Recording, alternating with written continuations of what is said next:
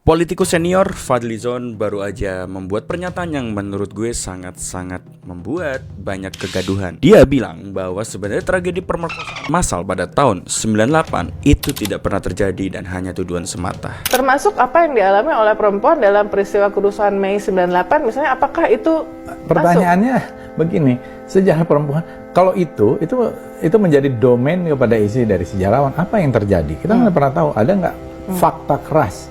Kalau itu kita bisa berdebat.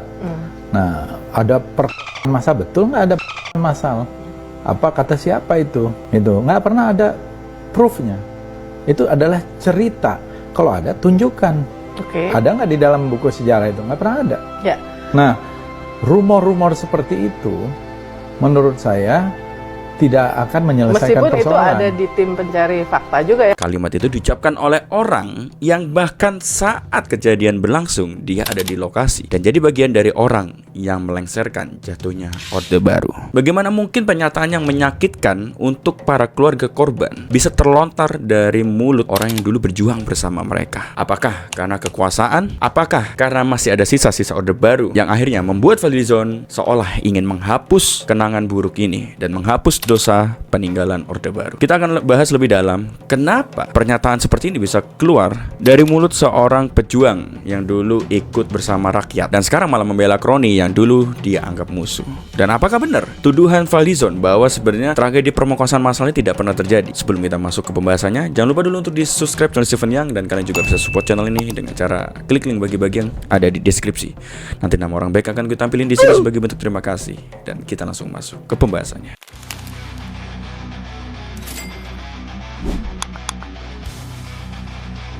Chapter 1, Mei 1998. Tragedi Mei tahun 1998 bukan cuma masalah perkara di mana mahasiswa berdemo untuk menjatuhkan rezim Orde Baru. Tapi di balik demo itu juga terjadi kerusuhan besar seperti kebakaran, penjarahan, bahkan pemerkosaan massal yang dialami oleh teman-teman kita etnis Tionghoa. Tragedi ini banyak memakan korban-korban perempuan, khususnya etnis Tionghoa, teman-teman, yang waktu itu menjadi sasaran kecemburuan sosial karena di waktu itu ekonomi sedang susah. Tahun 98 tidak hanya Indonesia tapi dunia sedang mengalami krisis juga, sehingga ekonomi waktu itu memang sedang rapuh-rapuhnya, teman-teman. Butuh sedikit aja dorongan kecil, maka efek domino akan pasti terjadi ke suatu negara yang tidak memiliki fundamental yang kuat. Dan sayangnya Indonesia waktu tahun 98 itu lagi puncak-puncaknya, di mana rupiah melemah, di mana kemiskinan sangat-sangat banyak dialami oleh warga Indonesia, dan juga waktu itu kecemburuan antara ras juga lagi tinggi-tingginya, di mana banyak orang pribumi yang melihat bahwa orang-orang Cindo itu mereka sedang makmur walaupun dilanda krisis. Kecemburuan itu akhirnya memuncak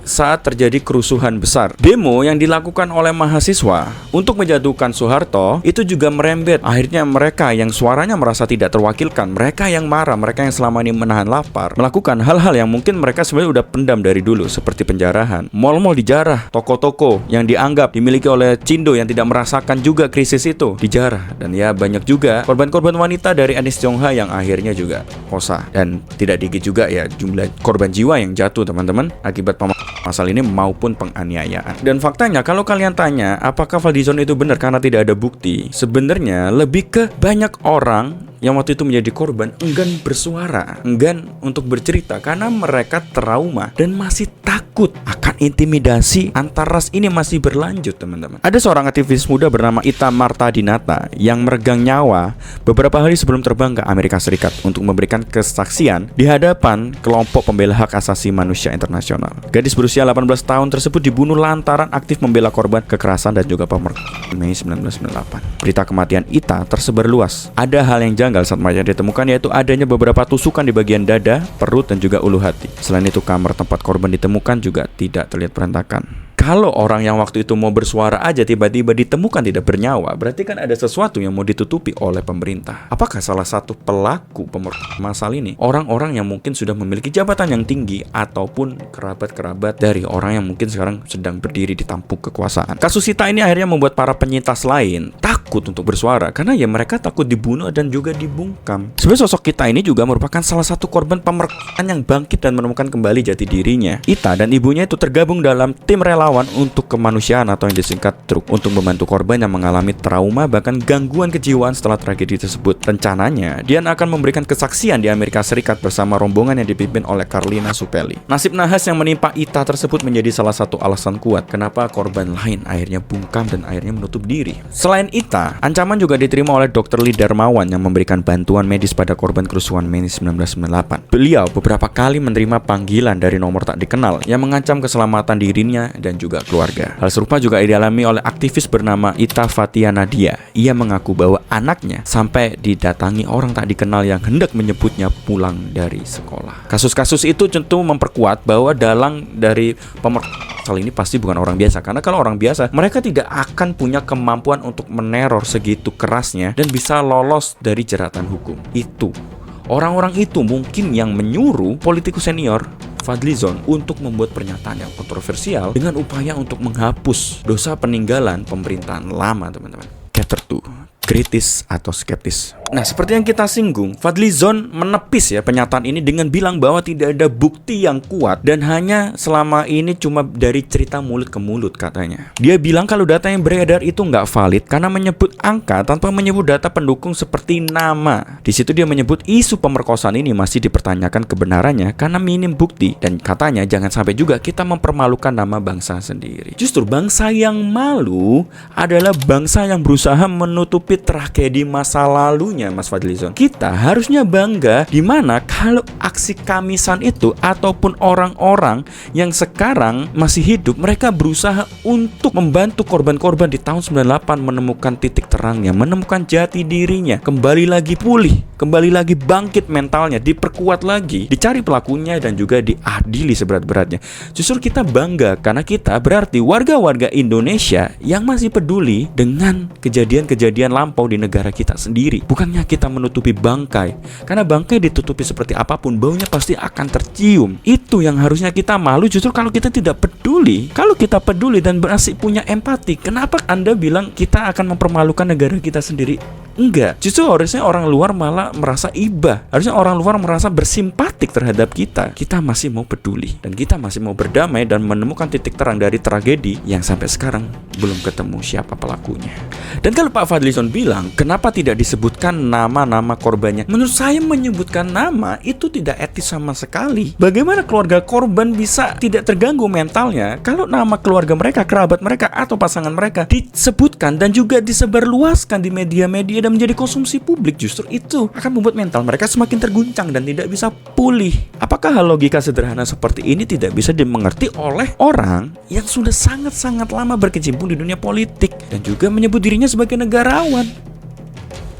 Chapter 3, bukti bukan narasi. Logika si Fadlizon ini sebenarnya masuk karena ya memang apapun perlu bukti, apalagi dalam negara hukum. Cuma pertanyaannya kan mau bukti apa lagi yang Bapak Fadlizon minta? Dalam kasus kayak gini, buktinya itu bukan tentang foto ataupun video dan sebagainya, karena itu pasti akan menimbulkan trauma kembali, Pak Fadlizon. Manusia walaupun bilang dia bisa sembuh, tapi saat ada trigger itu pasti luka lama mereka terbuka kembali. Apakah foto dan video itu mau dirilis? Apakah Anda minta seperti itu? Itu justru akan menimbulkan trauma kembali. Dan kalau Bapak pikir apakah gampang untuk korban tampil di muka publik dan ngomong dan menceritakan masa lalunya, itu nggak gampang, Pak. Untuk para penyintas, Pak, sangat-sangat dibutuhkan mental yang kuat dan nggak usah dipaksa dan nggak usah Bapak ya kalau memang kalian mau ini kasus jalan dan sebagainya ya kalian harus berani tampil. Enggak, Pak. Buktinya ya Ita sendiri yang mau tampil dan mau bersaksi di Amerika Serikat aja ada yang bunuh. Bahkan laporan resmi dari Komnas Perempuan dan tim gabungan pencari fakta menyebutkan bahwa ada indikasi kuat pemerkosaan massal. Data tersebut berisi tabulasi tanggal, wujud kekerasannya dan juga pemerkosanya sehingga jumlah korban. Kayak gini nih tapi Pak Fadlizon malah menganggap ini bohongan gitu ya. Dan masih minta nama korban gitu loh. Buktinya tuh sampai minta ke namanya loh. Apakah tidak cukup tanggal kejadian?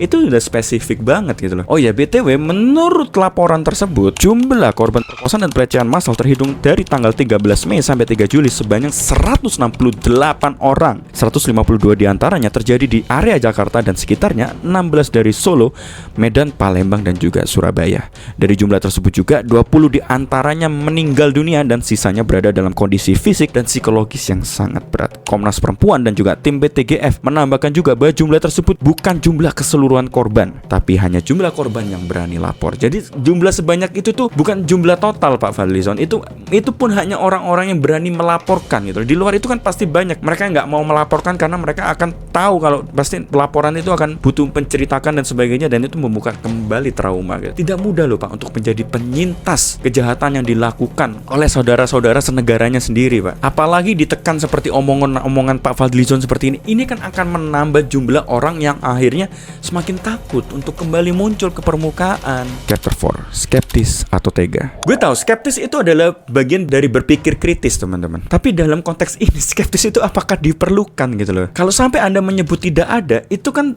namanya tidak ada itu kan berarti kasusnya nol gitu ya. Masuk akal nggak saat terjadi kerusuhan sebesar itu tidak ada kasus permukaan sama sekali, padahal jumlah korban jiwanya juga banyak, secara visum juga ada gitu ya. Masuk akal nggak Pak gitu ya. Nah, pernyataan yang Bapak lontarkan itu akhirnya kan meragukan narasi korban. Ini bukan cuma soal beda pendapat Pak. Menurut aku ini akan menjadi suatu kekerasan baru yang membunuh ulang para korban gitu ya teman-teman ya. Mereka yang mau sembuh, mereka yang sudah mau mentalnya pulih, akhirnya karena pernyataan yang Bapak keluarkan ini yang hanya ramai dibicarakan di sosmed ini kan seperti membunuh mereka dua kali. Akhirnya mereka akan kembali lagi ketakutan, mereka akan kembali lagi teringat tragedi itu, dan mereka akhirnya takut kembali, dan akhirnya mereka semakin takut untuk melaporkan dan juga berdamai dengan masa lalunya. Bisa dibilang ini adalah serangan yang Bapak Fadlizon ke mereka bukan secara fisik tapi secara batin Pak. Dan juga ngomong-ngomong tentang skeptis, akhirnya saya pun punya teori yang agak gila yang mungkin ya bisa dibilang saya skeptis juga dengan Bapak. Bisa jadi teori saya, Bapak sebenarnya adalah pion juga,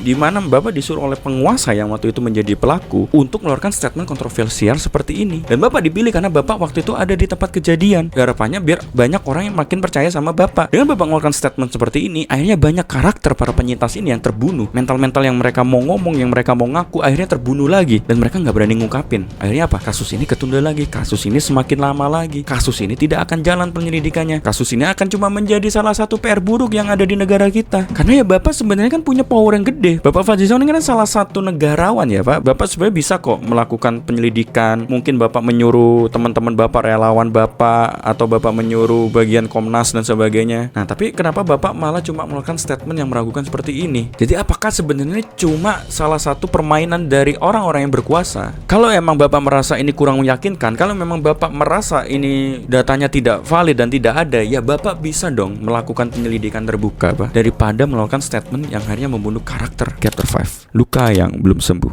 So memang tragedi ini sudah terjadi 25 tahun lebih yang lalu teman-teman. Tapi untuk masalah luka kita nggak tahu apakah penyintas sekarang lukanya sudah sembuh atau belum, kita nggak tahu. Apalagi keluarnya pernyataan dari Bapak Dewan yang terhormat Pak Fadlizon. Gini loh Pak, logikanya gini Pak, mereka yang diperkosa, mereka yang dianiaya Pak, mereka yang jadi korban. Dan kenapa yang teriak paling kenceng di sosmed, di TV dan sebagainya malah bukan dari golongan mereka para korban, melainkan para orang-orang yang sok tahu gitu ya. Ini bukan soal perbedaan pendapat Pak, ini soal kemanusiaan, ini soal bagaimana negara kita bisa berdamai dengan masa lalunya. Bapak bisa bayangin deh perasaan korban gimana, perasaan keluarga korban gimana saat melihat headline berita pernyataan Bapak ada di mana-mana, saat melihat muka Bapak di TV. Itu sangat-sangat menyakitkan Pak. So pesan gue buat kalian, kalau kalian punya power, kalian punya panggung, kalian punya suara, kalian punya kekuatan, tolong jangan seperti orang ini. Karena orang ini ternyata tidak menggunakan kekuatannya dengan baik. Padahal dia adalah salah satu orang yang berjuang saat kerusuhan terjadi. Tapi ternyata ya dia pun kalah dengan yang namanya uang dan juga jabatan. Gue Stephen Yang, neraka itu ada teman-teman.